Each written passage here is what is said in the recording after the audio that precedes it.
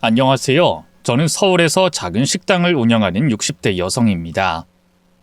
한 치 앞도 모르는 게 사람 인생이라지만 설마 제가 썰밤에 사연을 보내는 날이 올 줄은 꿈에도 몰랐네요. 하나뿐인 아들과 며느리에 대한 이야기인데요. 마지막에 기막힌 반전이 숨어 있으니 꼭 끝까지 들어주시길 바랍니다. 제겐 슬아의 아들 하나, 딸 둘이 있는데요. 요즘은 안 그런다지만 제가 결혼할 때만 해도 우리나라엔 남아 선호 사상이 팽배했어요. 원래 자식은 딱 둘만 낳기로 남편과 합의했었지만 시부모님이 대를 이을 아들 하나는 꼭 있어야 한다고 압박하셔서 내리 딸만 둘 낳고 셋째로 아들을 낳았죠. 사실 그전까지 저희 시어머니 시집살이가 말도 못했거든요.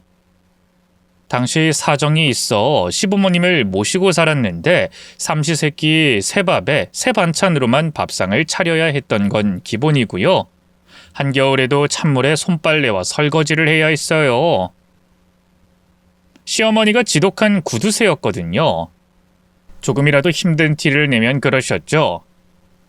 뜨신 물 펑펑 틀면 그 기름값은 어디 땅 퍼서 나온다든? 잔말 말고 그냥 찬물로 해. 그치만 어머님, 제가 일을 너무 많이 해서 손이 다 트고 곱았어요. 찬물이 닿을 때마다 너무 시린데 가스볼에라도 물 좀 데웠으면 안 될까요? 시끄러워! 어디 아들도 못 낳은 주제 편하게 일할 궁리만 해? 우리 김씨 집안에서 아들 못 낳은 여자는 다 죄인이야. 그래서 난 우리 강철이 낳기 전까진 등골이 휘어라 일만 했어. 한겨울에 꽁꽁 언 개울물을 직접 깨서 그 물에 빨래를 했다고. 그러면서 피죽도 제대로 못 얻어먹고 살았다. 근데 넌 우리랑 같이 한 상에서 밥도 먹지, 커피도 마시지. 아주 팔자 좋지 않니? 그럼 전 아무 말도 못하고 고개만 푹 숙여야 했어요. 시어머니 말씀처럼 아들 못 낳은 저는 그 집에서 죄인이었으니까요. 집안일에 무심하고 갈등을 싫어했던 남편 역시 큰 방패막이가 되어주진 못했습니다. 그런 저를 구해준 건 결혼한 지 10년 만에 태어난 늦둥이 아들이었어요. 아들이 태어나자 시아버지는 처음으로 제게 수고했다 라면서 손을 잡아주셨고요. 분가하고 싶다는 요청도 받아들여 주셨죠. 시부모님에게서 떨어져 나와 사는 것만으로도 살 것 같더라고요. 고부 갈등으로 늘 다투기만 하던 남편과도 사이가 급속도로 좋아졌네요. 그래서인지 아들이 눈에 넣어도 안 아플 만큼 사랑스러웠어요. 지옥불에서 절 구해준 보물 같아 보였죠. 10손가락 깨물어 안 아픈 손가락은 없다지만 더 아픈 손가락은 있는 법이잖아요. 아들이 제겐 그런 존재였네요. 물론 그렇다고 딸들과 아들을 차별하는 건 아니에요. 다만 아들이 딸들에 비해 워낙 어리기도 했고 남자애라 그런지 똑부러지기보단 좀 무른 구석이 있어서 좀 더 신경 썼을 뿐이죠. 그러다 아들이 고등학교 올라갈 무렵 남편이 교통사고로 갑작스럽게 세상을 떠났어요. 그쯤 이미 큰딸은 시집가서 자기 가정을 꾸린 채였고요. 둘째 딸 역시 자기의 꿈을 이루기 위해 미국에서 공부 중이었죠. 제 곁엔 오로지 아들뿐이었어요. 그때부터였을 거예요. 늘 제가 지켜줘야 한다고 생각했던 아들이 저를 지켜주는 존재로 느껴지기 시작한 건. 늘 친구들과 어울려 다니면서 철없이 놀기만 하던 녀석이 갑자기 공부를 열심히 하기 시작했고요. 집에서도 서툰 솜씨로 청소를 한다거나 밥을 짓기 시작했어요. 또 학교에서 돌아오면 항상 저부터 찾았죠. 아마 남편처럼 어느 날 갑자기 제가 홀연히 사라져버릴까봐 두려워했던 것 같아요. 엄마, 아빠가 없다고 너무 슬퍼하지 마. 내가 항상 엄마 곁에 있을 테니까 걱정하지 마. 늘 무뚝뚝한 막둥이였던 아들이 그렇게 절 위로했던 날은 얼마나 가슴이 먹먹하던지 눈물이 왈칵 쏟아질 뻔했어요. 아들이 제 곁에 있다는 게 정말 든든했고 남편의 빈자리도 조금씩 메워지는 기분이었죠. 그렇게 말해줘서 고마워 아들. 엄마도 항상 우리 아들 곁에 있을게. 계속 이렇게 착하게 자라줘. 응 엄마, 나만 믿어. 웃으며 가슴을 두드리는 아들을 보며 얼마나 마음이 든든했는지 몰라요. 하지만 자식이 언제까지나 내 품 안에 있을 수만은 없는 법이잖아요. 대학을 졸업하고 사회인이 된 아들은 얼마 안가 결혼을 했어요. 같은 회사 다니던 아가씨였는데 솔직히 썩 마음에 드는 상대는 아니었어요. 아들보다 나이도 4살이나 많았고 무엇보다 부모 없는 고아였거든요. 물론 그런 외적인 조건으로만 사람을 평가하면 안 되지만 자식과 관련된 일이다 보니 아무래도 이런저런 걱정이 되더군요. 그래서 두 번째로 만난 자리에서 모든 걸 솔직하게 털어놨죠. 아가씨, 너무 기분 나빠하지 말고 들어요. 이 철중이 남편 먼저 떠나보내고 애지중지 키운 내 하나밖에 없는 아들이라 누구보다 좋은 여자 만나 행복했으면 하는 게 내 마음이에요. 근데 아가씨는 어릴 때 조실부모하고 보육원에서 자랐다고 들었어요. 물론 보육원에서 자랐다고 해서 색안경을 끼고 보려는 건 아니지만 그래도 좋은 가정을 꾸릴 수 있을지 아들이랑 잘 지낼 수 있을지 저어되는 마음이 있는 건 사실이에요. 엄마 갑자기 왜 그런 말을 하고 그래? 당황한 아들이 자기 여자친구의 눈치를 보면서 어쩔 줄 몰라 했어요. 반면 아들의 여자친구는 잠시 침묵하더니 이내 결연한 표정을 지으며 대답했어요. 어머님, 저도 그런 걱정을 해본 적이 있어요. 부모 사랑 한 번 받아본 적 없는 내가 좋은 부모가 될 수 있을까? 좋은 아내가 될 수 있을까 하고 말이죠. 하지만 그만큼 행복한 가정에 대한 꿈이 간절했어요. 지금도 마찬가지고요. 제가 자란 환경이 쉽지 않았던 만큼 더 많이 노력할 거예요. 저는 철종 씨를 진심으로 사랑하고 있고 그 사랑으로 제 과거를 극복할 수 있다고 믿거든요. 그러니 어머님도 한 번만 절 믿어주셨으면 좋겠어요. 절대 실망시켜드리는 일 없을 거예요.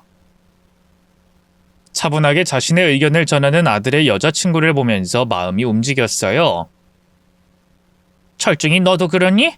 이 아가씨랑 결혼해서 잘 살 자신이 있어? 제 물음에 아들 또한 진지한 표정으로 고개를 끄덕였어요. 그럼 엄마, 당연하지. 나 성이랑 진짜 잘 살 자신 있어. 엄마한테도 앞으로 더욱더 잘할 거고. 그래. 그럼 나도 한번 믿어보마. 둘이 좋아서 결혼한다는데 내가 더 뭐라고 하겠니? 허락해 주셔서 감사합니다, 어머님. 저 정말 잘할게요. 감격한 아들의 여자친구는 눈물까지 글썽였고요. 그로부터 약 8개월 뒤에 정식으로 제 며느리가 됐어요.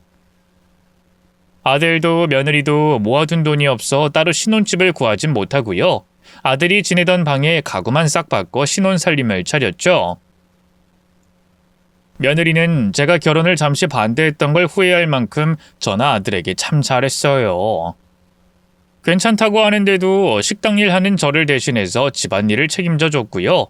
아들이 밖에서 돈 벌어오느라 고생한다며 먹는 음식이나 영양제도 신경 써서 챙겨줬죠. 주변에서 어쩜 이리 착한 며느리를 얻었냐며 입을 모아 칭찬할 정도였네요. 근데 정작 결혼 후 제 속을 끓이기 시작한 건 아들이었어요. 결혼하고 아무래도 전보다 더 책임감이 생겨서일까요? 몸에 무리가 갈 정도로 일을 하더라고요. 야근과 잔업을 도맡아 하는 건 물론이고요. 주말에도 자진해서 출근을 하더군요. 그런 아들이 너무 걱정됐어요. 철중아, 일도 좋지만 좀 쉬엄쉬엄 해야지. 그러다 몸 상하면 어쩌려고 그래. 걱정 마. 컨디션 조절하면서 쉬엄쉬엄 하고 있으니까. 아들은 그렇게 말하면서도 피곤한 기색을 감추지 못했어요. 쉬엄쉬엄 하고 있긴. 요즘 집에 9시 넘어오는 건 기본인데. 결혼하고 네가 책임감이 생겨서 그런 건 알겠는데 이렇게 네 몸 버려가며 일하면 결국 며느리한테 좋을 게 없어. 나도 알지. 근데 요즘 일하는 게 재밌어. 회사에서도 점점 날 인정해주는 분위기고 곧 승진도 할 수 있을 것 같아서 지금은 열심히 해야 할 때인 것 같아. 그 뒤로도 아들은 여전히 일에만 매진했어요. 심지어 언젠가부턴 귀가 시간이 너무 늦어져서요. 도대체 뭘 하고 다니는 건가 했는데 퇴근 후 대리운전 알바까지 따로 뛰고 있더군요. 이건 아니다 싶어서 한 번 더 일 좀 줄이라 얘기하니 아들은 오히려 화를 내더라고요. 엄마, 내 인생이지 엄마 인생이 아니잖아. 내가 뭐 남들처럼 술이니 도박이니 이런 걸 하고 다니는 것도 아니고 잘 먹고 잘 살고 싶어서 죽어라 일하고 있는데 왜 그걸 뭐라고 해? 내가 한두 살 먹은 애도 아니고 내 인생 내가 책임질 테니까 엄마 신경 쓰지 마. 아니 철중아, 엄마는 다 너 생각해서 그런 건데 어떻게 그런 식으로 말할 수가 있어? 엄마가 그동안 널 어떻게 키웠는데. 그렇게 나 나쁜 사람으로 몰아가지 마. 아버지 돌아가시고 나서 나 그 빈자리 메꾸려고 최선을 다했어. 늘 좋은 아들로 살려고 노력했다고. 근데 왜 가만두지 못해서 야단이야? 아이 철중아, 엄마는 그냥 네가 걱정돼서. 됐으니까 나한테 신경 꺼. 그날 이후 아들과 제 관계는 급속도로 냉각됐어요. 며느리는 그 가운데서 두 발을 동동거리며 어쩔 줄 몰라 했죠. 어머님이 이해하세요. 그이가 요즘 회사에서 많이 힘든가 봐요. 상사한테 밉보였는지 업무 분장에서도 불이익 받고요. 뭐 이래저래 스트레스를 많이 받는 모양이에요. 아이 그래도 그렇지 그 애가 어쩜 나한테 이럴 수가 있는지. 너도 알겠지만 우리 철중이가 이런 애가 아니었거든. 얼마나 착하고 효자였는데. 그럼요, 알죠. 예, 혹시 철중이가 너한테도 막 막말하고 히스테리 부리는 건 아니니? 혹시나 해서 던진 말이었는데 며느리의 표정이 바로 어두워졌어요. 어머님한테도 그러는데 저한테는 오죽하겠어요. 그래도 어떡해요. 제가 참아야죠. 본인도 그러고 싶어서 그러는 게 아니라 일이 힘들어서 그런 건데. 예, 아니 그렇다고 그걸 그냥 이해하고 넘어가주면 안 돼. 그게 다 가슴에 한으로 남아서 결국엔 부부관계에 방해가 되더라. 그냥 서운하고 속상할 때마다 바로바로 얘기해서 풀어. 알겠지? 그래도 철중이가 너한테 함부로 하면 나한테 얘기하고. 저희 남편이 그렇게 좋은 남편이 아니었거든요. 시어머니와 한창 고부 갈등을 겪을 때도 나 몰라라 하며 무심하게 굴었었죠. 옛날 일이 생각나서 저 혼자 울컥하더라고요. 며느리한테만큼은 그런 고통을 물려주고 싶지 않아 참고 살지 말라고 몇 번이나 신신당부했네요. 며느리는 네네 하며 고개를 끄덕이긴 했지만 글쎄요. 그냥 아들에게 다 맞춰주기만 하는 것 같아서 걱정이 되더라고요. 그러던 어느 날이었어요. 평소처럼 식당에서 퇴근해 집에 돌아왔는데 웬일로 현관에 아들 신발이 있더군요. 요 근래 아들이 저보다 일찍 집에 온 건 정말 오랜만이었죠. 반가운 마음으로 집 안으로 들어갔는데요. 아들 내외가 쓰는 방이 시끌시끌하더군요. 왠지 모르게 다투는 것 같아 황급히 방문을 연 순간 제 눈앞에 너무나 충격적인 광경이 펼쳐졌어요. 글쎄, 아들이 며느리의 뺨을 있는 힘껏 때린 게 아니겠어요. 가뜩이나 마른 편이었던 며느리는 그대로 바닥으로 나가 떨어졌고요. 놀란 저는 황급히 다가가 며느리를 일으켰죠. 얘 괜찮니? 많이 다쳤어? 어머님, 전 괜찮아요. 다행히 뺨이 좀 부은 것 말고는 괜찮은 것 같더라고요. 아들은 제가 올 줄 몰랐는지 퍽 놀란 눈치였는데요. 그 모습이 너무나 낯설게 느껴지더군요. 철중아, 너 이게 대체 무슨 짓이야?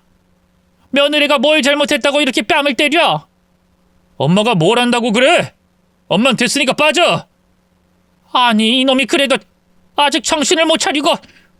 제 꾸짖음에도 씩씩거리기만 하던 아들은 그대로 집 밖을 나가버렸어요. 등 뒤에서 아무리 불러도 들은 채도 하지 않더군요. 그러자 등 뒤에서 며느리가 울음을 터뜨렸어요. 아니 얘, 이게 대체 무슨 일이니? 철중이가 대체 왜 저렇게 화가 난 거야? 모르겠어요 어머님. 전 그냥 그이한테 일 좀 적당히 하라고 걱정돼서 얘기했는데 막 화내면서 자기가 알아서 할 테니 신경 끄라고 하는 거예요. 그래서 말을 왜 그렇게 하냐고 했더니 갑자기. 아니 이 녀석이 진짜. 더는 안 되겠다. 돌아오면 내가 한마디 해야겠어. 그냥 두세요 어머님. 저희 둘 사이의 문제인데 저희 둘이 알아서 해결해야죠. 아무리 그래도 자기 부인한테 손을 대는 건 선 넘은 거지. 돌아가신 너희 시아버지도 날 손 찍어 만 적은 한 번도 없었는데. 정말 미안하다. 괜찮아요. 어머님이 사과하실 일은 아니잖아요. 그이도 너무 흥분해서 순간적으로 그런 거지 진짜로 맘먹고 손을 올린 건 아닐 거예요. 며느리는 애써 아들을 두둔했지만 아무리 생각해도 아들의 행동은 선을 넘은 것 같더라고요. 그래서 그 뒤로 줄곧 아들에게 한 소리 하려고 벼르고 있었는데요. 아들이 일이 너무 바빠 좀처럼 기회가 없더군요. 그러다 모처럼 만에 아들이 일찍 집에 온 날 붙잡고 말했어요. 철중아, 잠깐 얘기 좀 하자. 무슨 얘기? 나 피곤하니까 나중에 하면 안 돼? 아니, 꼭 지금 해야겠다. 너 말이다. 도대체 요즘 왜 이렇게 일에만 매달리고 날카로운 거니? 아니 뭐 그것까진 뭐 그렇다 쳐. 도대체 지난번에 며느리는 왜 때린 거야? 엄마한테 꼭 말해야 할 이유는 없잖아. 우리 부부 일인데 우리가 알아서 할게. 엄마 신경 쓰지 마. 그건 네가 며느리를 안 때렸을 때나 그런 거지. 도대체 왜 손을 올린 거야? 며느리 말로는 일 좀 쉬엄쉬엄 하라고 얘기했더니 네가 갑자기 화를 내면서 때렸다는데 사실이야? 그러자 아들이 기가 막히다는 듯 헛웃음을 쳤어요. 그 사람이 그렇게 말해? 일을 쉬엄쉬엄 하라고 잔소리해서 내가 때린 거라고? 그럼 그게 사실이 아니란 말이야? 한참 침묵하던 아들이 무언가를 결심한 듯 다시 입을 열었어요. 그게 실은... 근데 바로 그때였어요. 갑자기 방문이 벌컥 열리더니 며느리가 안으로 들어왔어요. 당신 언제 왔어? 화장실에서 씻느라고 몰랐네. 잠깐 이리 좀 와볼래? 나 할 말 있는데. 나중에 해. 지금 엄마랑 얘기 중이니까. 나도 그러고 싶은데 좀 급한 일이라. 잠시 머뭇거리며 제 눈치를 보던 며느리가 이내 다시 입을 열었어요. 아니다. 차라리 어머님 있을 때 같이 얘기하는 게 낫겠다. 어머님, 놀라지 말고 잘 들으세요.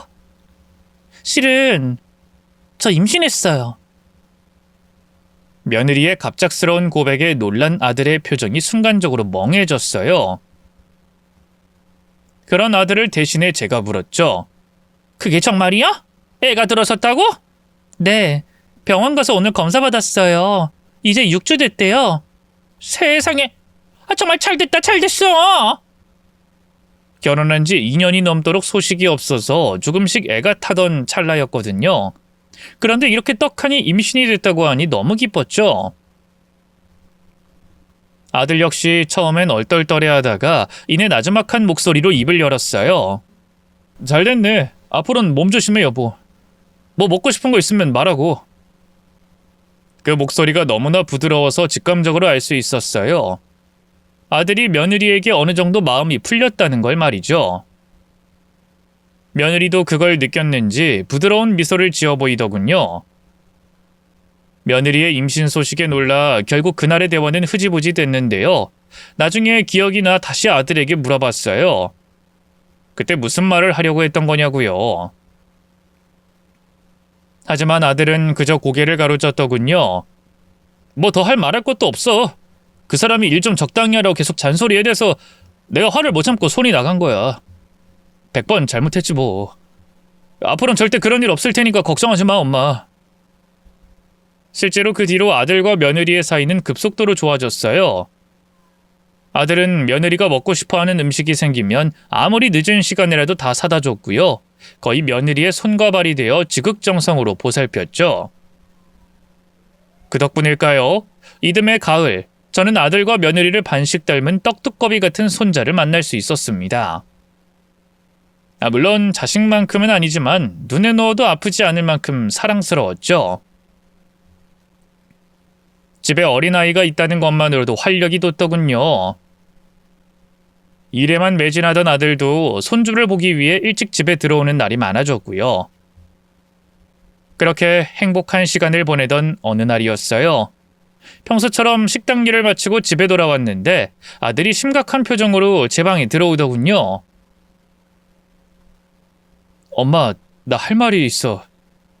이제 영재도 있고 슬슬 독립하면 어떨까 싶은데. 뭐? 아니 독립이라니. 집을 따로 구해서 나가 살겠다는 거야? 지금 이 집은 나 다니는 회사하고도 너무 멀고 영재 더 크면 따로 방도 줘야 하잖아.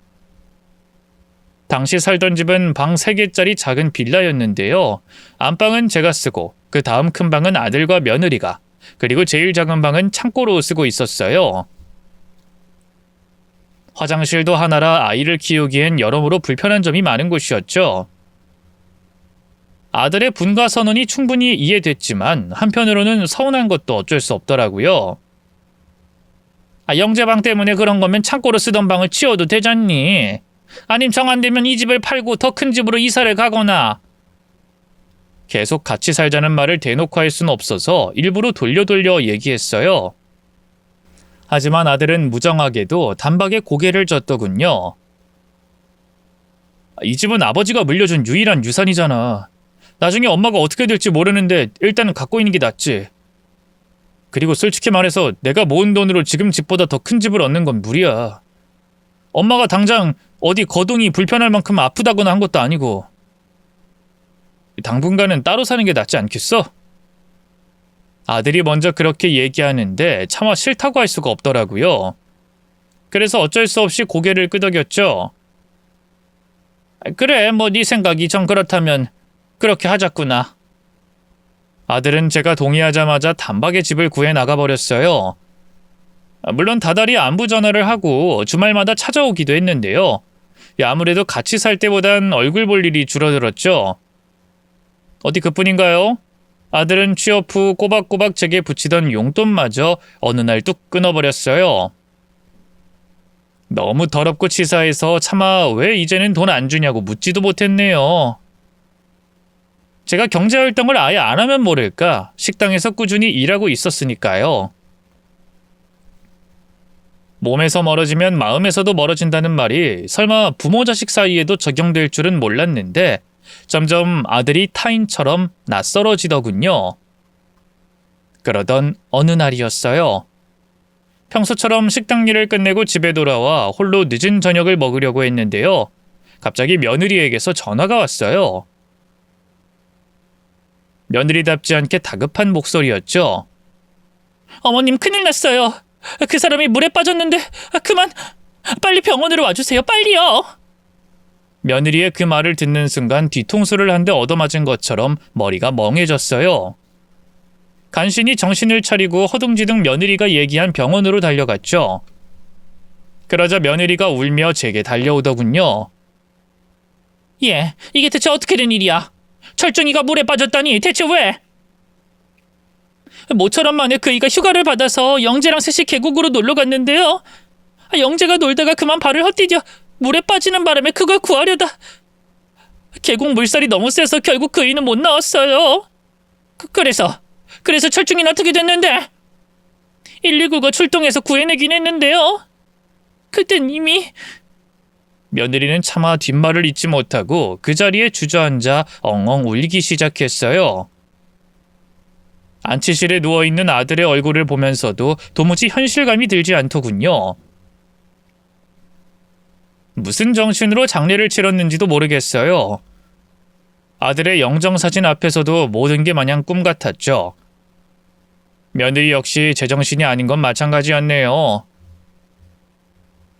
여보, 어떻게 당신이 날 먼저 두고 떠날 수가 있어? 이렇게 가버리면 나랑 우리 영재는 어떡하라고? 차라리 나도 데려가라고. 가슴을 치며 오열하던 며느리는 급기야 혼절까지 했어요. 정신을 차린 뒤에도 밥 한 술 못 두고 울기만 했죠. 이러다 줄초상을 치르게 되는 건 아닌지 겁이 덜컥 나더군요. 야가, 뭐라도 좀 먹어야지. 이러다 너도 큰일 나겠다. 여긴 내가 지키고 있을 테니 가서 뭐라도 좀 먹고 오렴. 아니 어머님, 남편 잃은 년이 어떻게 음식을 목구멍으로 넘기겠어요? 전 그냥 이대로 그 사람 곁으로 가고 싶어요. 저 말리지 마세요. 그렇게 약한 소리라면 어떡하니? 그럼 영재는 어떡하고?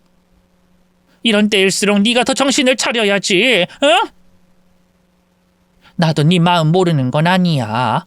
나도 남편 먼저 떠나보내고 한동안 제정신이 아니었지. 살아도 산 게 아니었어. 근데 이젠 철중이까지. 그치만 이런 때일수록 영재 생각하면서 더 마음을 단단히 먹어야 한다. 저는 안쓰러운 마음에 며느리의 손을 꼭 잡고 재차 애원했어요. 이러다 너까지 쓰러지면 난 그 꼴 못 본다. 하늘에 있는 철중이 마음은 또 어떻겠어? 그러니 제발 뭐라도 좀 먹고 눈도 좀 붙이렴. 내가 이렇게 부탁하마. 알겠어요, 어머님. 걱정 끼쳐드려서 죄송해요. 그럼 저 나가서 뭐라도 좀 먹고 올게요. 그래, 여긴 걱정 말고 다녀오렴. 간신히 며느리를 빈소 밖으로 내보낸 뒤 저 홀로 문상객을 맞이했어요. 자리를 지키고 있던 사람들도 하나둘 떠나고 어느새 장례식장 안이 한적해졌는데요. 갑자기 낯선 여자 한 명이 들어와 조문을 하더군요. 저 실례지만 우리 철중녀는 어떤... 저는 성희 친구예요. 보육원에서 같이 자란. 성희 결혼하고 철중 씨와도 몇 번 본 적 있고요. 참 좋은 분이었는데 얼마나 마음이 아프실지 감히 헤아릴 수가 없어요. 힘내시고 부디 마음 잘 추스리길 바랍니다. 마음 써줘서 고마워요. 성희는 지금 잠깐 자리를 비웠는데 계속 울기만 하는 게 안타까워서 밥이라도 한술 두고 오라고 했거든요. 그래요? 그럼 기다릴게요. 며느리의 친구라던 젊은 여자는 테이블 한 구석에 자리를 잡고 앉았어요. 여기까지 와준 게 너무 고마워서 부랴부랴 육개장과 편육 같은 음식을 챙겨 놔줬는데요. 아들의 죽음으로 받은 충격이 아직 다 가시지 않은 걸까요?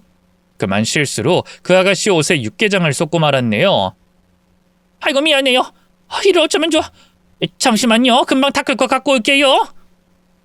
허둥지둥 행주를 찾아 그 아가씨 옷에 튄 육개장 국물을 닦아냈어요. 다행히 음식이 어느 정도 식은 상태라 화상을 입진 않았지만 그래도 검은 재킷 속 흰 셔츠가 더럽혀지고 말았죠. 괜찮아요. 별로 많이 튀지도 않았는데 신경 쓰지 마세요. 그래도 데이진 않았어요? 미안해요. 정말 미안해요. 내가 지금 제정신이 아니라. 이해해요.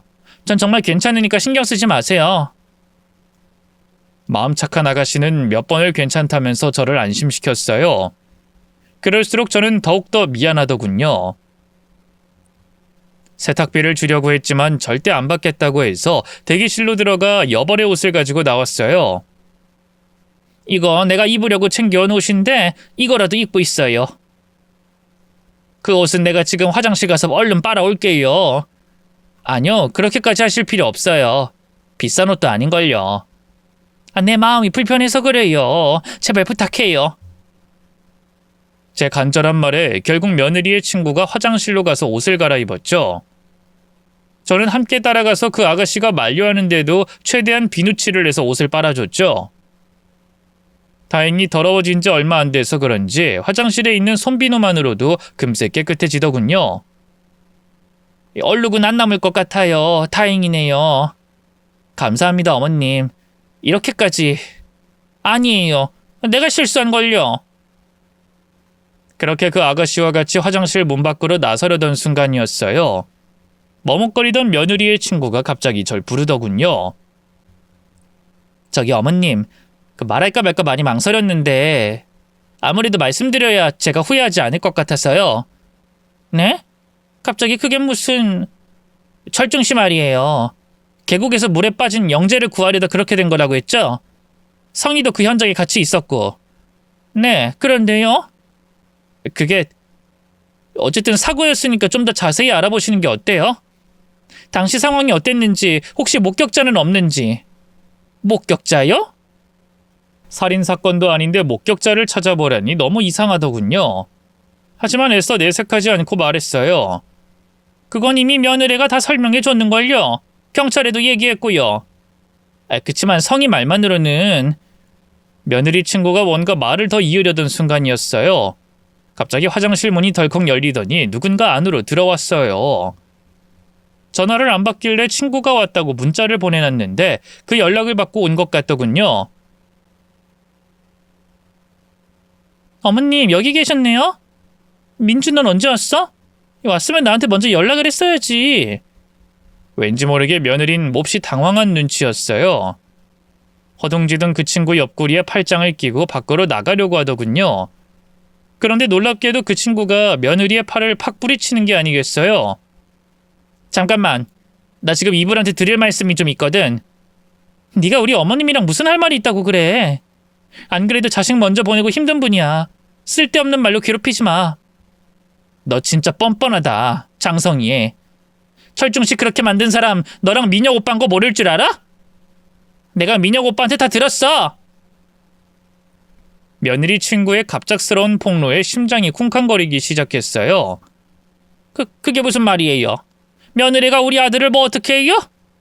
민혁 오빠란 사람은 또 누구고요? 그 오빠도 저랑 성이랑 같은 보육원 출신인데요. 성이랑 아주 옛날부터 그렇고 그런 사이였어요. 그래도 성이가 다른 사람, 그러니까 철중 씨랑 결혼한다고 하길래 그 오빠랑 완전히 정리하고 새 출발한 건 줄 알았는데 그게 아니었더라고요. 철중 씨가 죽기 며칠 전에 저한테 연락해서 성이랑 민혁 오빠가 무슨 사이인지 물었거든요. 아무래도 성이가 그 오빠하고 계속 만나고 있는 것 같다고. 무슨 말도 안 되는 소리라는 거야? 며느리 친구의 충격적인 고백이 이어지고 있던 바로 그때 며느리가 갑자기 자기 친구를 저만치 떠밀어 버렸어요. 그리고 재빨리 저를 향해 외치더군요. 어머님, 설마 저 말고 이 친구 말을 믿는 건 아니죠? 제가 민혁 오빠랑 옛날에 사귀었던 건 맞는데요. 철중 씨 만나기 훨씬 전에 정리했었어요. 결혼한 뒤로는 한 번도 만난 적 없고요. 2년 지금 질투하는 거예요. 얘 민혁 오빠 혼자 짝사랑했었는데 그 오빠가 거들떠도 안 보니까 옛날부터 저를 엄청 괴롭혔거든요. 철중 씨한테도 자꾸 말도 안 되는 소리를 짓거려서 곤란하게 하고 제가 여러모로 많이 힘들었어요. 그러자 저만치 떠밀려놨던 며느리의 친구가 벌떡 일어나 외쳤어요. 너 진짜 뻔뻔하다. 죄 없는 사람 하나 죽여놓고 어떻게 그런 말을 해? 어머님, 전혀 저거 다 거짓말이에요. 속지 마세요.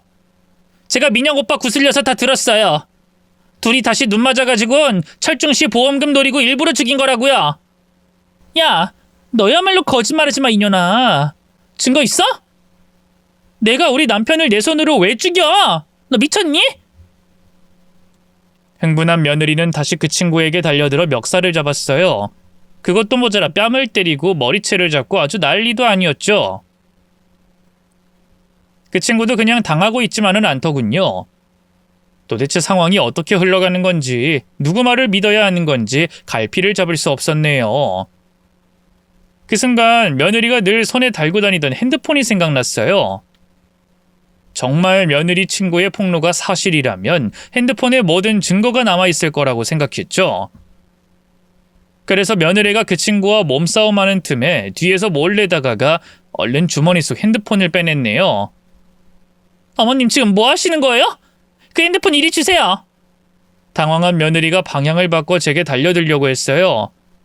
놀란 저는 그대로 변기 칸으로 달려가 문을 걸어 잠갔죠. 어머님 이 문 여세요. 어머님 저 못 믿으시는 거예요? 저 장성이에요. 하나뿐인 어머님 며느리이자 영재 엄마라고요. 네가 떳떳하다면 나한테 핸드폰 하나 못 보여줄 이유가 없지 않겠니? 네 친구한테 그런 말을 들었는데 어떻게 의심을 안 하겠어? 만약 사실이 아니라면 내 너한테 무릎 꿇고 100번이라도 사죄하마. 하지만 사과할 일은 벌어지지 않았어요. 며느리의 핸드폰에 있는 문자 내역을 보자마자 모든 진실이 만천하에 드러났거든요. 민혁 오빠라고 저장된 사람과 거의 매일같이 문자를 주고받았는데요. 그 안엔 은밀한 사랑의 미러부터 끔찍한 범죄 계획을 나눈 정황까지 모든 게 다 들어있었죠. 과연 며느리는 의도적으로 저희 아들을 계곡으로 데려간 거였고 손주를 일부러 물에 빠뜨려 아들이 목숨을 잃도록 유인한 거였어요. 어디 그뿐인가요? 일부러 119에도 늦게 신고했더군요. 모든 진실을 알고 나니 손이 덜덜 떨렸지만 머릿속은 놀랄 만큼 차분해졌어요. 저는 바로 그 모든 문자 내역을 제 핸드폰 사진으로 찍어 증거를 남겼고요.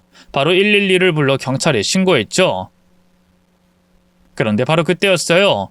갑자기 문 밖에서 며느리의 친구가 장상희, 너 지금 어딜 도망가? 당장 거기 안 서? 하고 소리치더군요. 아무래도 이미 감추기엔 들켰다고 생각한 며느리가 도주를 결심한 것 같더라고요. 당황한 저는 그대로 화장실 문을 열고 밖으로 나왔는데요. 과연 저만치에서 상복을 입은 채 도망가는 며느리가 보이더군요. 저는 다급하게 그 뒤를 쫓기 시작했어요. 예순이 다 되어가는 제가 며느리를 잡는다는 건 불가능한 일처럼 보였는데요. 아들을 잃은 어미에겐 초인적인 힘이 발휘되는 모양이죠. 저는 번개처럼 달려가 덥석 며느리의 어깨를 붙잡을 수 있었네요. 그리고 놀란 며느리가 제 쪽으로 고개를 돌리자마자 바로 뺨을 연달아 때렸죠. 물론 그걸로도 성이 안 차 머리채를 잡고 흔들고요. 온 힘을 다해 복부를 걷어차며 있는 힘껏 분풀이를 했어요. 너 이년, 네가 어떻게 이럴 수가 있어? 어떻게 우리 아들한테 바람을 필 정도로 우리 아들이 싫었으면 그냥 이혼하면 되지. 우리 아들이 무슨 죄가 있다고 죽이게? 그깟 보험금이 대체 뭐라고? 아, 그렇게 누가 날 속이래? 애초에 날 먼저 속인 건 당신 아들이야. 돈이 졸라 많은 척해서 못 이기는 척하고 결혼해줬더니만 쥐뿔도 없었다고. 그런 주제 나한테 빚이 있는 걸 알고는 왜 숨겼냐고 얼마나 난리를 치는지.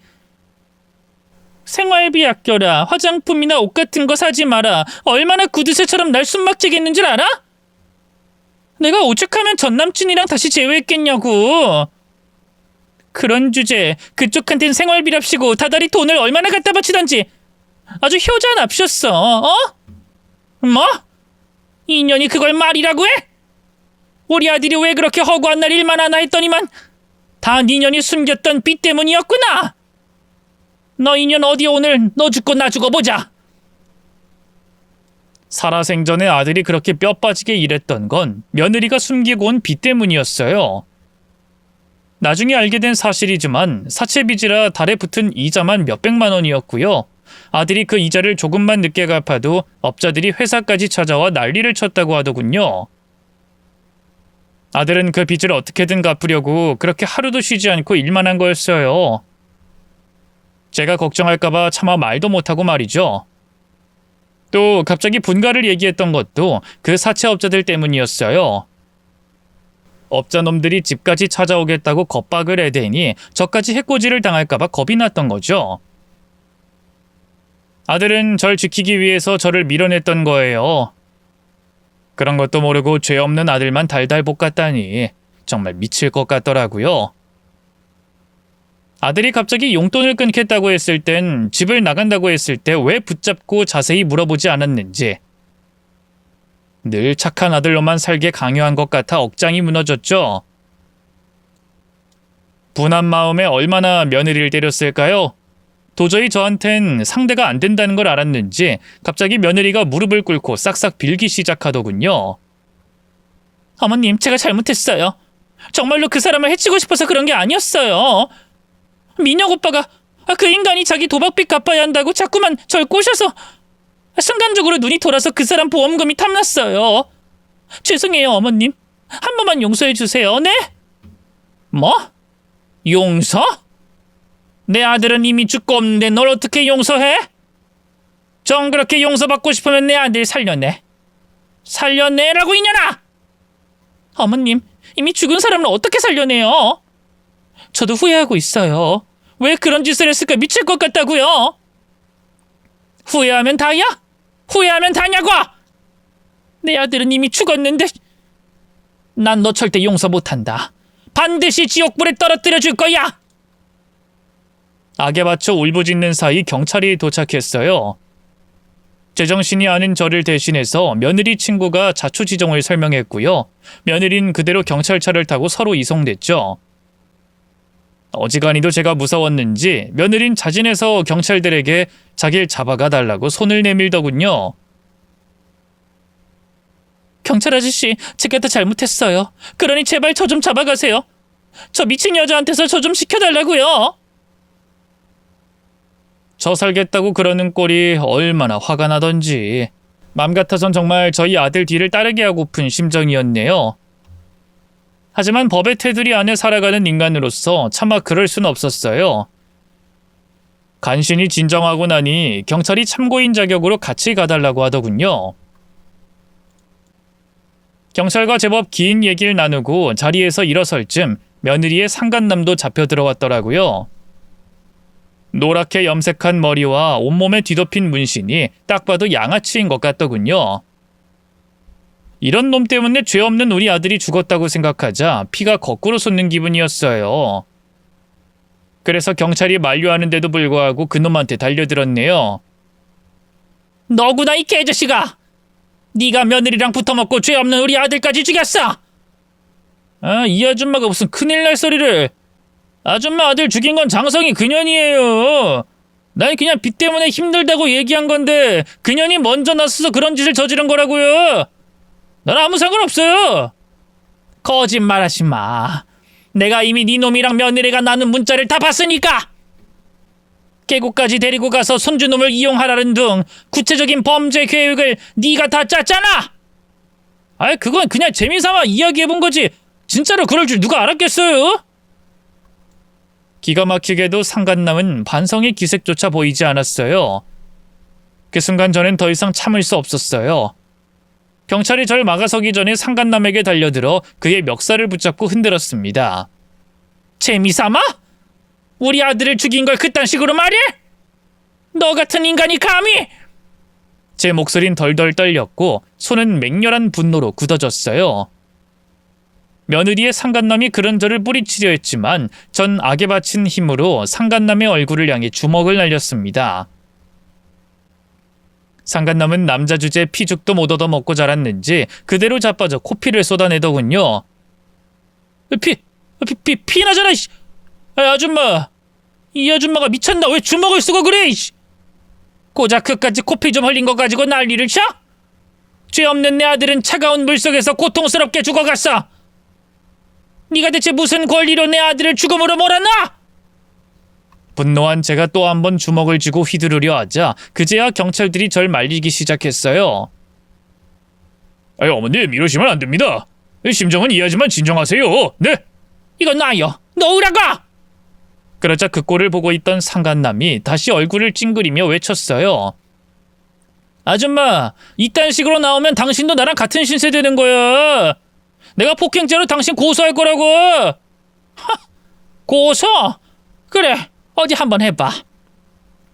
과연 법이 누구 편에 설지 한번 지켜보자고. 내가 이대로 가만히 당하고만 있을 것 같아? 너 절대 용서 안 할 거야. 넌 절대로 감옥에서도 평안하지 못할 거라고. 경찰서를 나온 저는 바로 변호사부터 찾았어요. 변호사는 죄질이 죄질인 만큼 며느리도 상간남도 엄벌에 처할 수 있을 거라고 자신하더군요. 솔직히 제가 돈이 많은 것도 아니고 원래 변호사 선생님이 받아야 할 보수에 반도 못 드렸는데 제 아픔에 10분 공감해주면서 헐값에 절 도와주셨네요. 따뜻한 도움의 손길은 거기서 끝이 아니었어요. 장례식장에서 모든 진실을 알려준 그 며느리 친구 있죠? 그 친구가 알고 보니 방송국에서 일하는 작가였더라고요. 제 사연을 방송에 보도해 여론을 모아줬고요. 그 여론으로 재판에서 한층 더 유리해질 수 있었죠. 그렇게 지리한 법적 다툼 끝에 며느리와 상간남은 꽤나 높은 형량을 선고받았고요. 지금 제가 이 글을 쓰고 있는 순간까지도 교도소에서 썩고 있답니다. 그리고 경찰 조사 단계에서 밝혀진 또 하나의 충격적인 진실이 있었는데요. 그건 바로 손주가 저희 아들의 친자가 아니라는 거였어요. 혹시 짐작하신 분이 계실지도 모르겠지만 며느리와 그 상간남 사이에서 외도로 태어난 아이더군요. 그 사실은 아들의 죽음만큼이나 제게 고통으로 다가왔어요. 아들의 억울한 죽음도 견디기 힘든데 이제는 손주마저도 그 짐승만도 못한 연놈들의 자식이라니. 믿고 사랑했던 며느리에게 완전히 배신당한 기분이었습니다. 그동안 아들이 힘들어하면서도 가족을 위해 모든 걸 바쳤던 이유가 결국 며느리의 거짓된 사랑과 그 상간남의 음모였다는 걸 깨닫는 순간 분노와 슬픔이 뒤섞여 더 이상 눈물조차 나오지 않았어요. 무엇보다 아이는 아무런 죄가 없다는 걸 알기에 복잡한 감정이 밀려왔습니다. 어떻게 해야 할지, 그 아이를 계속 가족으로 받아들일 수 있을지 도무지 감이 오지 않았죠. 머릿속이 복잡하고 마음이 무거워 한동안 그 자리를 떠나지 못하고 있던 저에게 변호사가 먼저 조심스럽게 물었네요. 아이의 양육권에 대해서는 어떻게 하실 생각이신가요? 그 질문에 제대로 대답할 수 없었습니다. 저도 어찌할 바를 몰랐거든요. 그동안 키운 정이 있어서 제가 책임질까 고민도 했는데 얼굴을 볼 때마다 맏며느리가 생각나서 도무지 견딜 수가 없더군요. 죽은 아들이 얼마나 한스러울까 싶기도 하고요. 저도 사람인데 그 어린 것한테 혹시라도 화풀이를 하게 되지 않을까. 그래서 더 큰 상처를 주게 되지 않을까 많이 무서웠어요. 맏며느리가 변변한 친정도 없는 고아라서 아이는 결국 보육원으로 가게 됐습니다. 그래도 변호사 말로는 맏며느리가 죗값을 다 치르고 나오면 다시 같이 살 수 있을 거라고 하더군요. 맏며느리가 아이에게 과연 좋은 엄마가 되어줄 수 있을지 미지수지만 그래도 서로 하나밖에 없는 핏줄이니까요. 이젠 더는 원망도 뭣도 없고 무엇보다 그 어린 것을 위해서라도 맏며느리가 교도소에서 정신을 차렸으면 하는 마음뿐입니다. 저를 도와줬던 며느리의 친구와는 지금도 종종 연락하고 있어요. 사실 그 아가씨도 진실을 알고 정말 무서웠다고 하더군요. 그 상간남이 술 한잔하자고 해서 별 생각 없이 만난 건데 술에 취한 상간남이 할 말 못할 말 구분도 못하고 미주알 고주알 자기가 저지른 범죄를 다 떠벌린 거였더라고요. 솔직히 장례식만 가서도 그냥 애도만 하고 나올 생각이었어요. 철중 씨가 너무 안 됐긴 한데 괜히 진실을 알렸다가 저도 해코지 당하는 게 아닐까 두려웠거든요. 성이랑 민영 오빠랑 말이 친구고 같은 보육원 동기지 실은 저 그 두 사람한텐 만만한 쫄따구나 다름없었어요. 보육원에선 허구한 날 제 간식이며 옷 같은 거 뺏고 졸업하고 사회 나와서도 툭하면 돈을 뜯었죠. 그래도 무서워서 반항다운 반항 한 번 한 적이 없어요. 근데 어떻게 나한테 그 년놈들이 저지른 죄를 말할 생각을 한 거예요? 많이 무서웠을 텐데. 그러자 그 아가씨가 절 보며 희미한 미소를 지었어요. 어머님이 저한테 너무 잘해주셔서요. 제 옷에 육개장 국물 좀 흘렸다고 어쩔 줄 몰라 하면서 사과하고 화장실 가서 손수 옷까지 빨아주고 보육원에서 나고 자란 별 볼 일 없는 고아인 저한테 그렇게까지 예의를 차려준 사람은 어머님밖에 없거든요. 이렇게 좋은 분을 외면하면 천벌받겠다 싶어서 그래서 솔직하게 모든 걸 말씀드린 거예요. 정말 고마워요. 아가씨 덕분에 억울한 우리 아들의 원수를 갚을 수 있었어요. 도대체 이 은혜를 어떻게 갚아야 할지. 돈으로라도 고마움을 전하고 싶었는데요. 그 아가씨는 단돈 10원 한 장 받으려고 하지 않았어요. 결국 명절이나 그 아가씨 생일마다 연락해 값비싼 선물을 보내는 걸로 최소한의 도리를 다하고 있네요. 그러다 보니 어느새 많이 친해져서요. 지금은 가끔 만나 얼굴도 보고 밥도 먹곤 해요. 마치 딸이 한 명 더 생긴 기분이라고나 할까요? 그 아가씨도 얼마 전에 좋은 남자를 만나 시집 갔는데 부디 앞으로도 잘 살았으면 하는 마음뿐이네요. 저는 현재 둘째 딸과 같이 살고 있어요. 둘째 딸이 몇 년 전 다시 한국으로 들어왔거든요.